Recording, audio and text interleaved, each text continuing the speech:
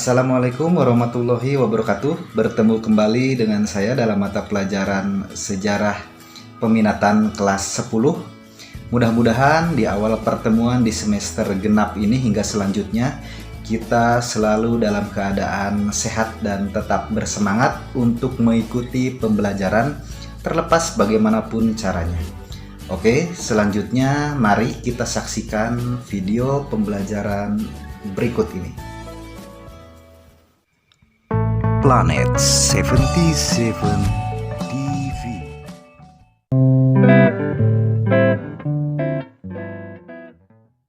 Assalamualaikum warahmatullahi wabarakatuh. Pada kesempatan kali ini kita akan membahas tentang historiografi di Indonesia. Apa itu historiografi? Historiografi itu adalah penulisan sejarah. Jadi penulisan sejarah yang ada di Indonesia. Di semester sebelumnya kita pernah mempelajari tentang metode penelitian sejarah atau metodologi sejarah, yaitu suatu proses penelitian sejarah untuk membuktikan suatu peristiwa sejarah itu benar terjadi atau tidak berdasarkan fakta-fakta yang kemudian dituliskan. Historiografi merupakan bagian akhir dari proses penelitian sejarah atau metodologi sejarah.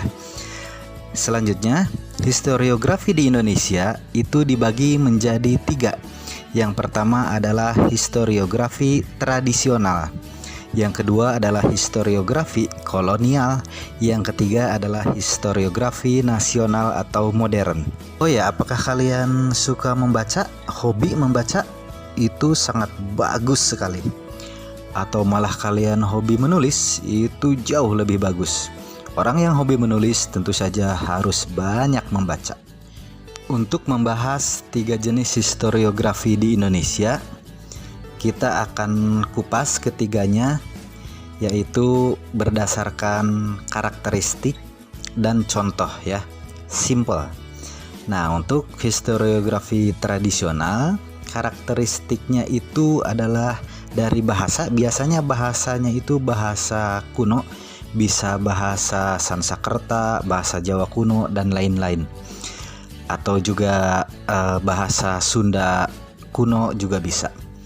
Nah, kemudian karakteristik lainnya ialah biasanya istana sentris atau menceritakan tentang kehidupan istana atau kerajaan begitu ya. Kemudian religio magis itu mengaitkan antara persoalan nyata dengan hal-hal magis. Jadi contohnya begini, seseorang bisa pergi ke daerah yang sangat jauh hanya dengan memasuki sebuah goa.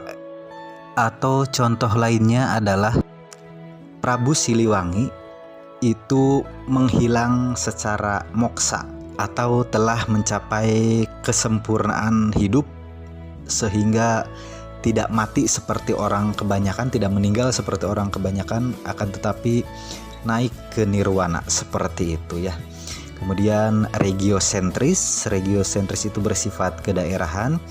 Etnosentris ya, yang selalu menceritakan tentang kebudayaan adat tertentu, dan bisa juga memiliki karakter psikopolitis sentris. Jadi gaya penulisan sejarah yang bermuatan tentang psikologis raja, kekuasaan atau kerajaan untuk mempertahankan kekuasaannya tersebut. Contoh misalnya Raja A itu adalah keturunan Dewa Siwa atau Dewa Wisnu, sehingga seluruh rakyatnya harus patuh terhadapnya karena raja tersebut adalah titisan dewa. Kira-kira seperti itu. Nah, untuk contohnya ini banyak sekali ya. Ada Babad Tanah Pasundan, Babad Tanah Jawi, ada Babad Cirebon, ada Babad Diponegoro, ada Kitab Pararaton, Negara Kertagama, Satu Soma, kemudian prasasti juga bisa termasuk ke dalam historiografi tradisional. Oh ya, untuk kalian tahu bahwa kitab-kitab kuno ini sekarang sudah banyak di marketplace ya, di toko-toko online. Tapi bukan yang asli, tentu saja bukan yang asli. Sudah ditulis ulang oleh beberapa penulis yang ahli dan kita bisa memilikinya, bisa beli kemudian bisa baca ya. Karakteristik lainnya dari historiografi tradisional ini, isinya itu tidak sepenuhnya bisa dijadikan bukti sejarah ya, karena penuh dengan subjektivitas penulisnya. Jadi banyak di dalamnya yang tidak berdasarkan fakta-fakta sejarah yang ada, tapi lebih kepada bagaimana penulis ingin menuliskannya menurut penulis tersebut atau menurut kekuasaan tertentu. Tapi dalam batas-batas tertentu, historiografi tradisional bisa juga dijadikan sebagai sumber sejarah, walaupun tidak sepenuhnya ya. Jadi kita ambil beberapa bagian bisa dijadikan bukti sejarah. Nah, contoh dalam Babad Tanah Jawi itu ada momen di mana kerajaan Majapahit itu bisa dibilang selesai gitu ya. Nah, di Babad Tanah Jawi itu ada tulisan sirna ilang kertaning bumi. Nah, ini bisa dijadikan pedoman sejarah ya.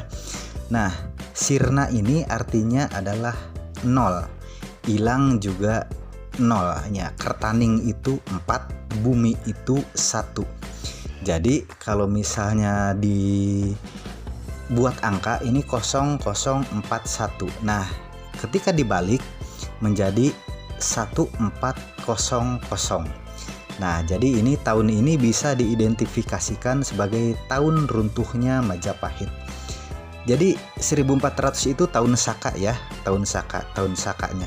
Jadi untuk Masehinya itu kurang lebih sekitar 1478 Masehi atau kurang lebih 882 sampai 883 Hijriah ya.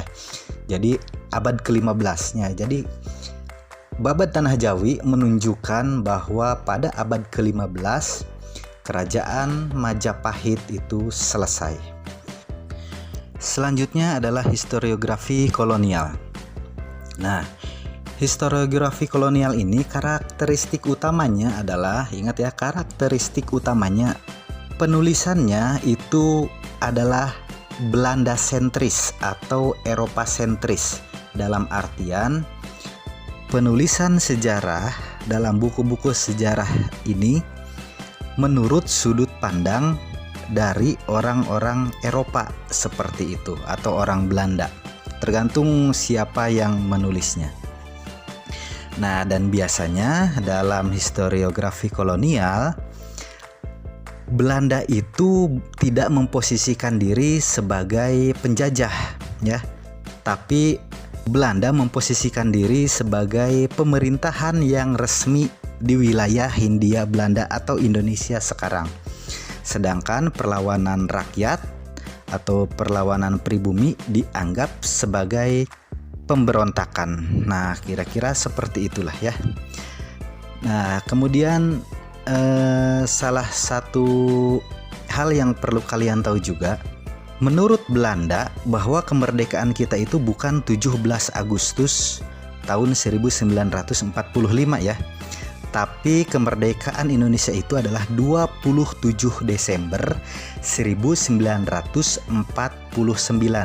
ketika terbentuknya Republik Indonesia Serikat ya, berdasarkan konferensi meja bundar ya. Jadi menurut Belanda kita pas 17 Agustus tahun 45 itu memberontak terhadap mereka, terhadap otoritas yang sah dalam sudut pandang mereka. Kira-kira seperti itu. Untuk contohnya, contoh dari historiografi kolonial ini ada beberapa buku, silahkan kalian lihat sendiri. Ini adalah contoh-contoh dari historiografi kolonial ya. Salah satunya adalah Hikayat Tanah Hindia oleh Bigman ya. Nah, ini contohnya. Jadi kalau kalian membaca buku-buku historiografi kolonial berdasarkan sudut pandang orang Belanda atau orang Eropa, mungkin kalian akan sedikit merasa berbeda karena kok bahasanya seperti ini gitu ya. Itu memang seperti itu karena berdasarkan sudut pandang mereka. Nah, yang terakhir adalah historiografi nasional. Historiografi nasional atau historiografi modern ini memiliki karakteristik yaitu Indonesia sentris. Jadi berdasarkan sudut pandang penulisan orang-orang Indonesia atau yang dirasakan oleh Indonesia gitu ya. Nah, terbalik dengan historiografi kolonial, di sini biasanya Belanda atau kolonial atau Eropa itu sebagai penjajah ya, sebagai penjajah. Sedangkan perlawanan pribumi itu adalah sebagai sebuah perjuangan gitu ya.